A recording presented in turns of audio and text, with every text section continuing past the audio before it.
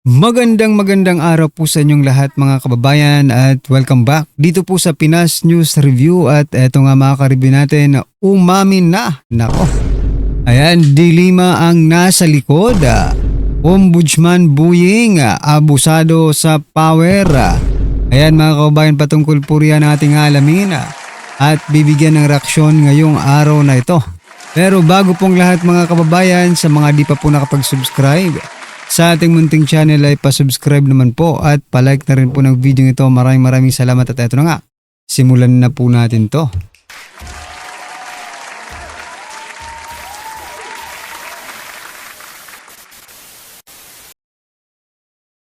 At eto nga mga kabayan, umpisahan po natin ang ating balitaan mula po rito no, sa ang balita ngayon. Nako, eto po, dilima umaming sinulatan ni Madriaga. Nakatanggap po ako ng sulat mula kay Ramil. Aba, mga kababayan, bakit naman sa dami-dami ng tao na pwedeng sulatan, hingan ng tulong ay kay dilima pa? Hindi ba kayo magdududa? Isipin nyo si Ramil Madriaga po ay convicted mga kababayan na kidnapping, no? Si Dilima naman po ay nakulong sa droga. Mukhang mga very credible very credible yung mga taong sangkot mga kababayan, no?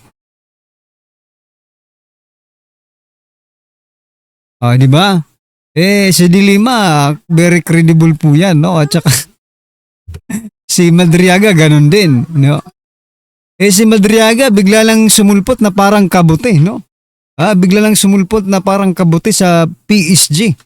Naging instructor daw siya sa PSG mga kababayan.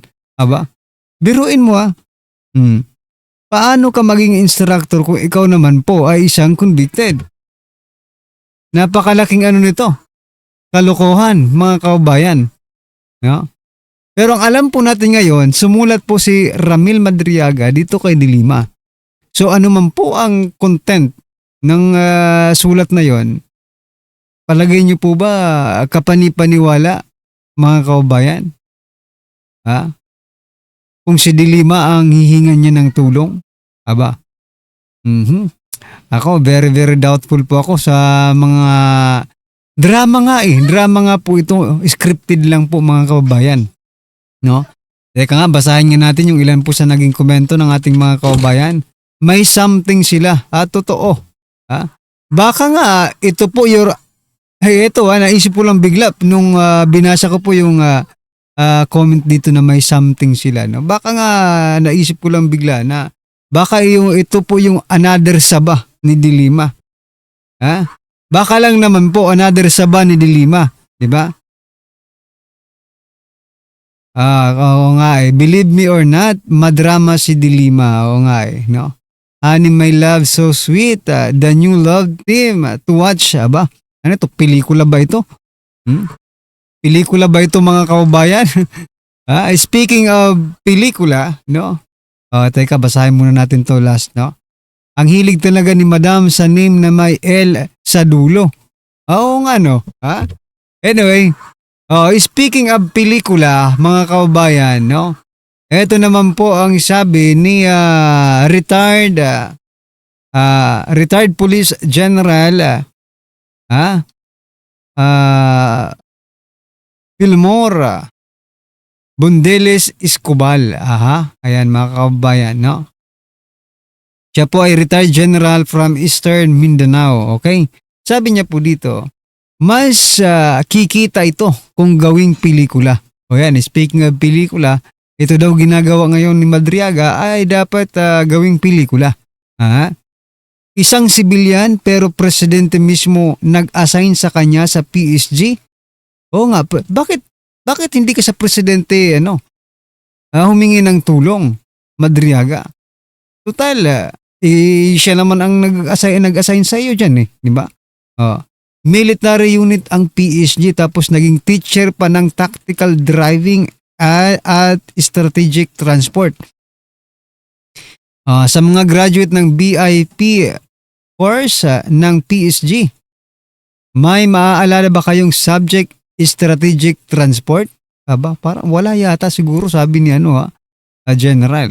Parang James Bond ang karakter ni hindi nakita o nakilala ng mga naging PSG commander. O, ayan na. Ha? Sabi ko nga kanina, parang ghost ito no? Ghost, ano ba ito? Ghost employee? Diba? Presidente daw po ang nag-assign sa kanya. Sabi po yan ni General Escobal, no? Kung presidente po ang nag-assign sa kanya at tinuturo niya ngayon, sa issue niya ngayon, si BP Sara, dapat tayong magduda dito mga kabayan, no? Pinipilit po kasi nilang paniwalain ng taong bayan na yung ginawa nila ay ginawa rin ni BP Sara. Ano ba yung sinasabi kong ginawa nila? Di ba? Yung kay Saldico. Si Saldico kasi mga kabayan bumaliktad. Di ba? At itinuro sila. Ang gusto nilang mangyari, mayroon din, no? Or nakakakilala kay Vice President Sara Duterte na, di ba? Coming from the company, kumbaga, di ba? Sa PSG, no? Na ituro din si BP Sara na nagdi-deliver din. Nako po. Pinagdi-deliveran. Di ba? Gusto nilang yung ginawa sa kanila ni Saldico ay ganun din ang danasin ni BP Sara.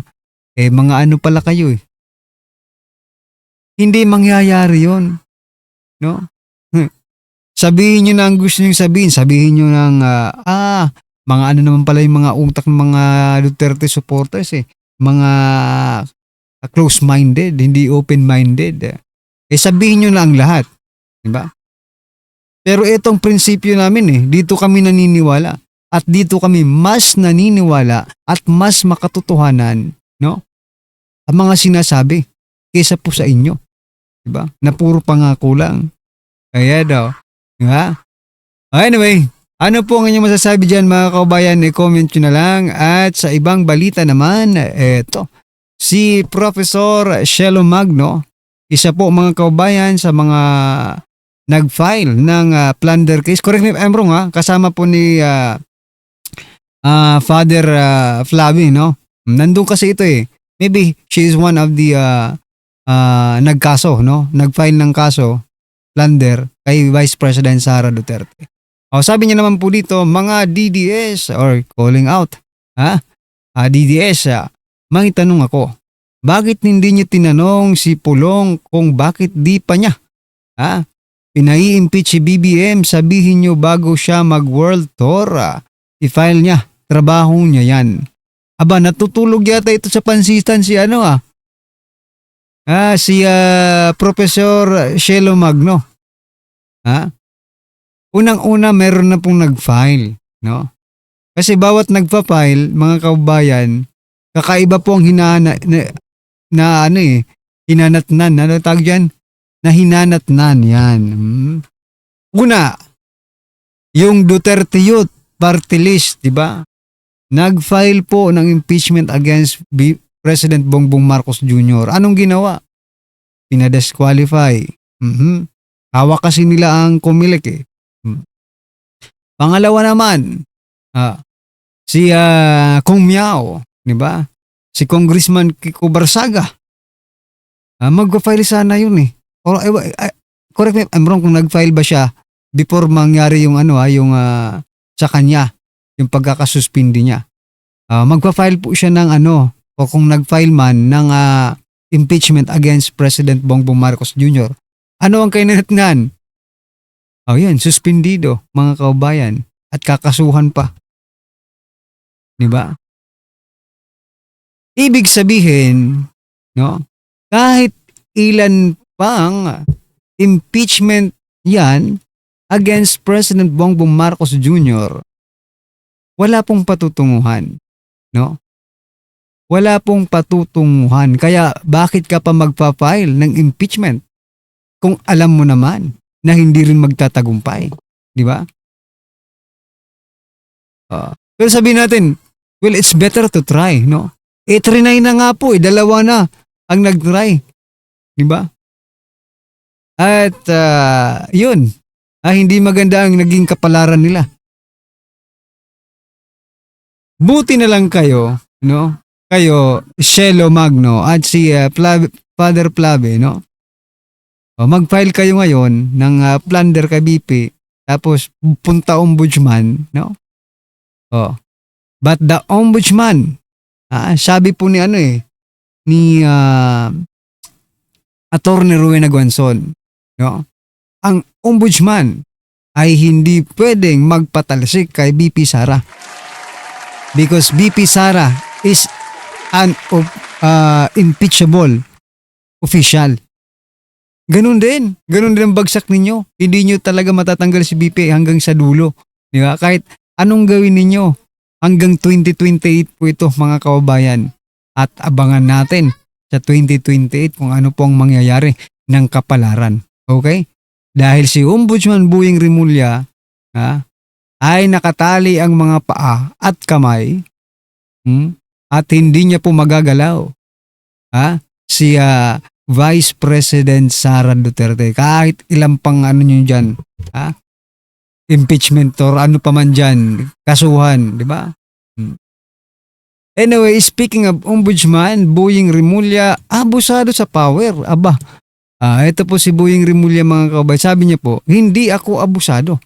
Sa buong buhay ko, hindi ako kailanman nakilala na umabuso sa anumang kapangyarihang ipinagkaloob sa akin. Sino ang niluloko mo, Boying? Sino ang niluloko mo, Boying? Kami talagang niluloko mo. Hindi daw sila abusado, mga kababayan. Teka lang. Speaking of abuse of power, di ba? Pag-upo ni Boying, lahat po na, eto sa mga hindi po nakakalam, di ba? Yung gobernador po, yung dating gobernador ng Cebu, na si Gwendolyn Garcia, lahat po ng kaso, ay ibinasura. Kakampiyon ni Marcos. Hindi ba yung pag-abuso? Lahat naman po ng mga kakampi ng Duterte ay kinasuhan.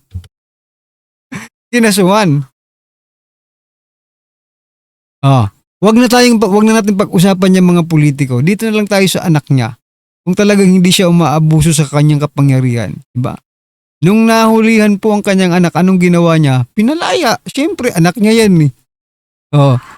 Can you consider that? Na abuse of power?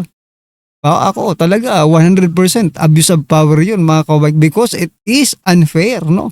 Para po doon sa mga ating mga kababayang nakulong ng napakatagal na panahon, dahil po dyan sa droga-droga na yan.